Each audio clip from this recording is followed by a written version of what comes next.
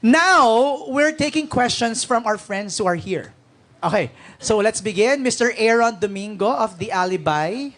Yes, MJ, our first question will come from the intense and the fierce, ang ultra maldita na si Alex Brosas. Alex, we can see you from here, Alex. To Paolo Abilino and Kim Chu. Lagot. Have you observed that your characters, you as Vincent Cabrera and you as Estela, are very strong because you both are empowered by one thing, Which is? which is you power up yourself with refusal. You refuse, as Vincent, you refuse to be under your father. And Kim Chu, you refuse to be... What are you? My God! And you refuse, Kim Chu, to be under the squaloric spell of your comrades. Tawag dito. That said, do you realize that there are only a few characters like you who can make refusal a sign of strength? Your Honor, we begin with Attorney Paolo Abilino. Thank you po, Sir Alex. I think parang minsan humuhugot rin tayo sa lakas ng pagtanggi natin. Dahil ayaw natin, either tinatapakan tayo or dahil tingin natin may mali. And parang all throughout our years as Filipinos, medyo ganun rin tayo. And parang siguro bilang aktor at bilang ang dami rin naming piniplay na ang daming mga moral dilemmas, lalong-lalo na kay Vincent Cabrera na naging parte ng katiwalian pero tinatanggihan niya talagang totally makain dahil gusto niyang quick lang, gusto niyang i-take over para magawa yung tama. Pero yun nga yung questions eh. Kapag party ka na ng mali, maitatama mo pa ba yung mga nagawa mo dati? And parang para sa akin, parang isa yun siguro sa nilalabanan niya. Kung maitatama niya ba yung mga kamalian niya sa paggawa ng tama or ayun, kung maitatama niya yung mga kamalian niya sa paggawa ng tama. Actually, that's the beauty of the writer. Ano niya yung ano na yun, yung internal struggle na yun nung character ni Vincent. Ikaw naman, Stella, you refuse to live a life like your comrades, like si Kimmy, di ba?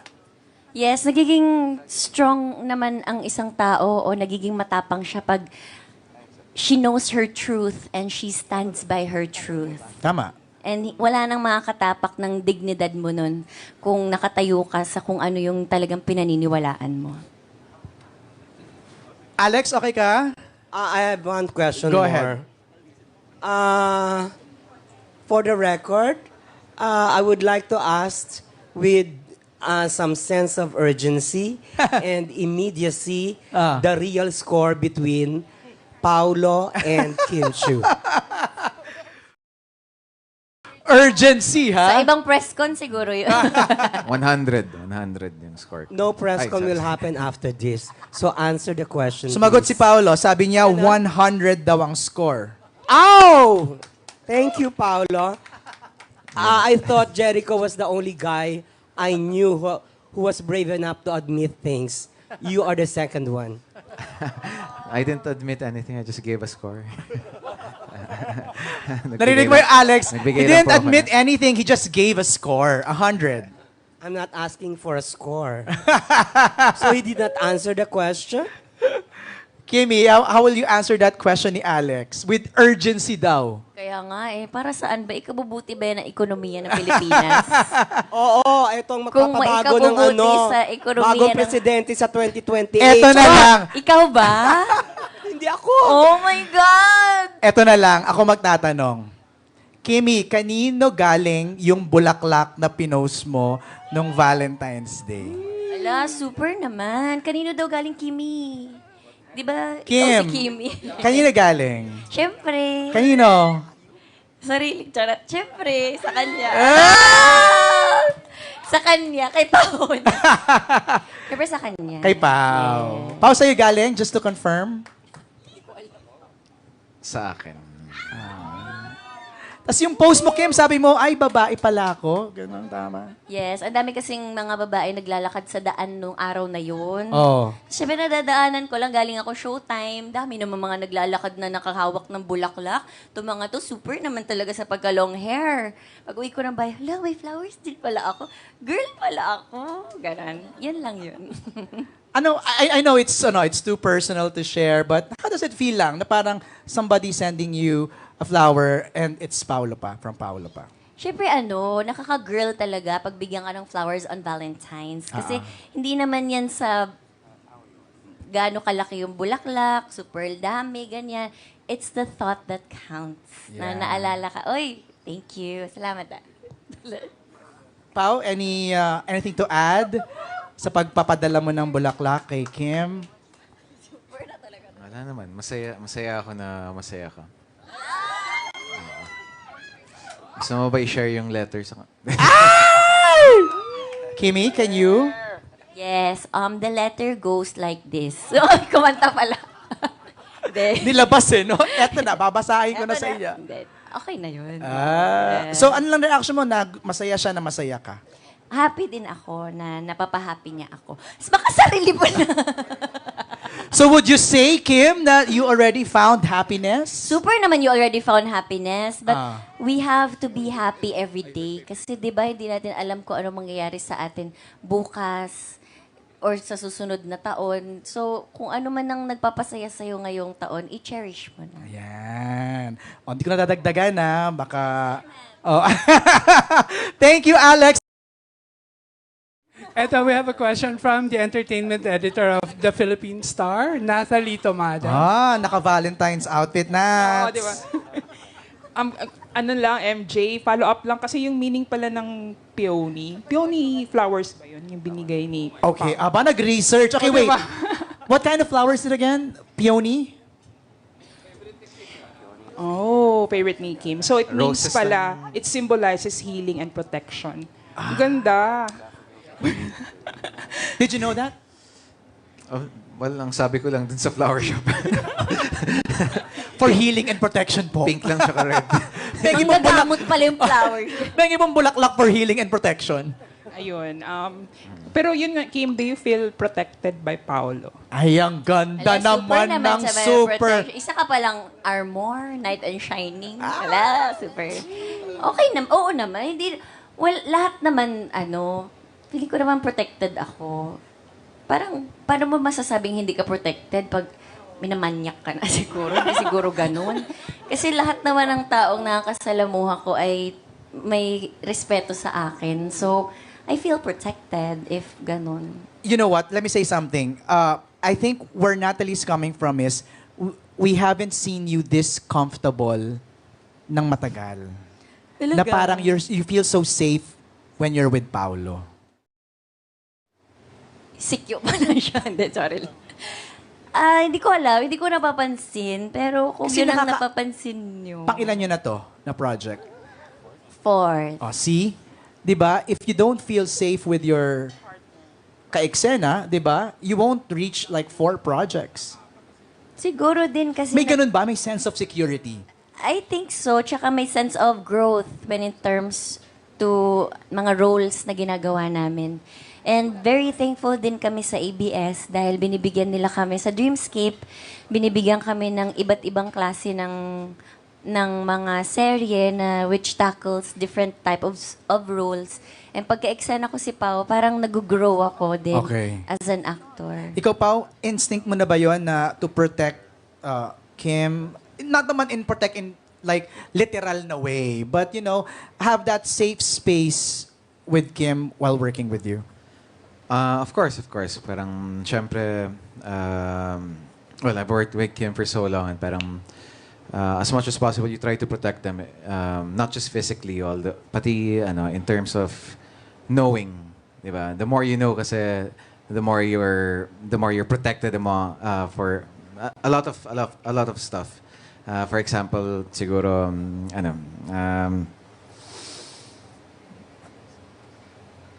sige, wag na example. Tuloy mo! Ituloy mo, papelo na kami. Ituloy mo yan, Paul. Like what? For example, like online scams, di ba? Parang if you're a bit knowledgeable about that thing, you share the knowledge. Yeah. And parang at the same time, she's protected because she's knowledgeable about online scams even more. Parang ganun. But now that you've heard na yung flowers na binigay mo kind of symbolizes healing and protection, what's your reaction? Nagustuhan mo ba? Oo naman. Thank you so much. You're welcome. Yeah. Gusto mo pa? Pwede naman everyday. Mulubi. Kaya mo yan, Nats.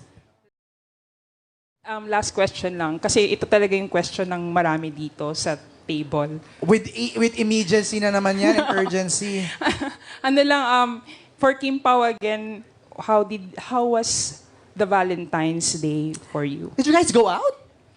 No? Okay. Kalma lang. Tinanong ko lang naman. Just curious. Di ba? Did you guys go out?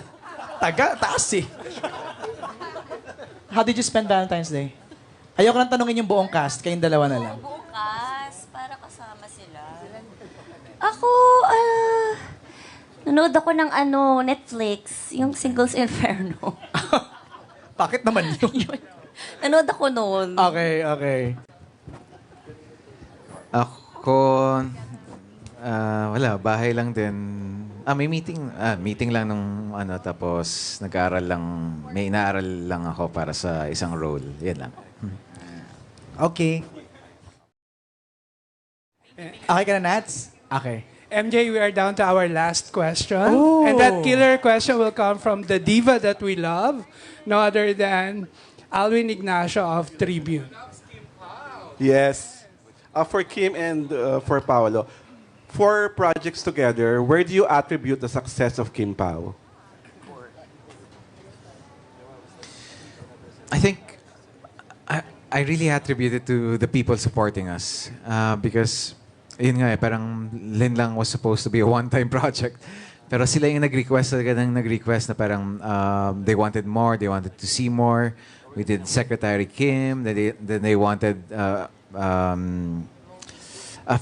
movie. We gave them a feel-good movie, and now parang an intense teleserye. So, talaga, siguro hanggang nire-request, hanggang may gusto pang panoorin kami. Parang we'd still do projects together. So it's for the fans and people who supporting us. So thank you sa inyo. Kim, 4 projects together, where do you attribute the success of Kim Pao? Ito naman is, hindi naman siya mag-work without the support na nakukuha namin ngayon. Ako kasi, nakakatatlong love teams na ako. So parang talaga, meron pa rin pala na nagsusupport sa amin ni Pao. And this time, in this day and age, ang bilis ng takbo ng bawat artista. And ang bilis magsawa ng mga tao. Pero sobra kaming nagugulat and at the same time, very thankful ni Pao na ganito yung effort and time and love na binibigay nila sa amin. Kaya gusto din namin ibalik sa kanila with giving them great projects also na iba-iba para iba-iba yung variations. Parang ganun. So very, very lucky in this lifetime na merong sumusuporta sa amin. Okay, last question. 4 projects together, nandun na ba kayo sa point na parang nakakaumay na? Parang pahinga muna tayo? Hindi naman po, hindi naman. Actually may times na na parang not because nakakaumay pero parang we feel overworked. So parang hinga muna. But whenever I talk to Kim naman, parang ano pang pwede nating gawin after this, ito. Pwede pa pala to. Sige, baka pwede nating i-reserve yan in the future. So it's more of like finding kung ano pa nang pwede naming i-offer na hindi pa nila nakikita po sa amin. Okay. Which totoo lang maganda yun, ha? Yung konting breather, di ba, Alwin? Yes. Para may miss factor. Kim, what's your reaction? Ako, may mga ganun na parang kami mag-eksena lagi. Kaya maganda din na binigyan kami ng TFC na Kim Pao World Tour. Yun! Which is coming this next month, April. Tapos i-announce din nila. So, meron kaming US and Canada tour. So, masaya din. At the same time, it's something different and mas personal to say thank you to all of them na rin. Okay, thank you very much and congratulations. Thank you, Alwin. As we wrap this up, let's talk about that na real quick before we ask messages from everybody. Kim Pao World Tour, your reaction when this was announced, si Paolo, sa asa parang, meron? Parang ganun eh. So, how did you feel na meron kayong ganito? Kim, we were just talking about this sa van when we were in Korea, di ba? Parang sabi ko kay Direk Lauren. Na maganda mag-tour. Oo, di ba? Yes, ano na siya, yung imaginary namin nangyayari na because of TFC. So binigyan kami ng chance to meet our supporters sa Yes, US, sa yes. Canada. So excited kami. Okay, may mga dates na tayo, Pao. Baka you can... may dates na! Okay. Mark your calendars, mga team, kapamilya, TFC, team abroad. Okay, let's go. Okay, on April 24 will be at Redwood City. Woohoo! 6 Anaheim. And May 1 sa Edmonton and May 3 sa Toronto. See you Alright! there. Mga kapamilya natin sa North America, it's Redwood City on the 24th. And then Anaheim in California on the 26th. And then May 1, Edmonton, and May 3 in Toronto. Wow! Thank you. See you there. Ayan, so exact venues and ticket details are coming out soon. So abangan nyo lang yan. See you soon, everyone. Yan. Okay, we're gonna show something sa LEDs. Yeah, may mga surprise kami, Kim. Parang yung flowers lang ni Pao. Okay, ready? Let's go! Let's show it. Oh, it's the poster of the Alibi!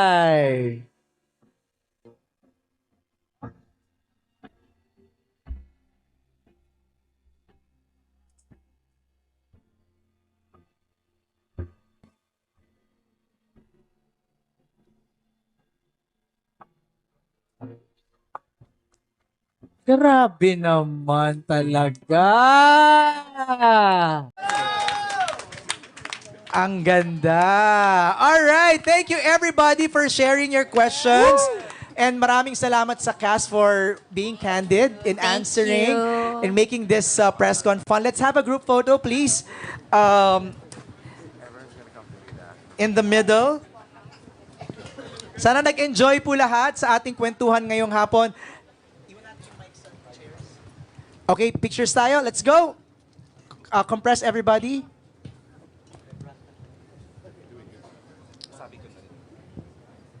Mamaya, we will have a special photo ni Sam and Rafael together.